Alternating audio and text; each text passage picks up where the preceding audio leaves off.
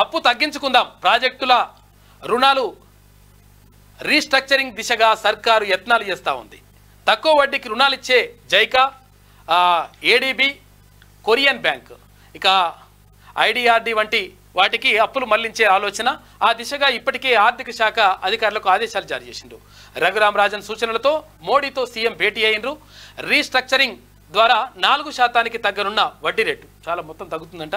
తద్వారా నెలకు 700 నుంచి 900 కోట్ల రూపాయల వడ్డీ ఆదా అయిపోతుందంట. వడ్డీలు వివిధ ప్రాజెక్టుల కోసం కార్పొరేషన్ల పేర తీసుకున్న గ్యారంటీ అప్పులను, అంటే గత ప్రభుత్వం కేసీఆర్ ఉన్నప్పుడు అధికారంలో ఉన్నటువంటి తీసుకున్నటువంటి అప్పులకు సంబంధించి రీస్ట్రక్చర్ చేసుకునే దిశగా ప్రభుత్వం చర్యలు చేపట్టింది. ఈ మేరకు రుణాల రీస్ట్రక్చరింగ్ పై పరిశీలన చేయాలంటూ ముఖ్యమంత్రి రేవంత్ రెడ్డి ఆర్థిక శాఖ అధికారులను ఆదేశించారు. అయితే గడిచిన 10 ఏళ్లలో రాష్ట్రం అప్పుల కుప్పగా మారిపోయిందని, గత బీఆర్ఎస్ ప్రభుత్వం చేసిన అడ్డగోలు అప్పులు గుదిబండలా మారాయని రేవంత్ రెడ్డి సర్కార్ ఆందోళన వ్యక్తం చేస్తున్న సంగతి తెలిసిందే.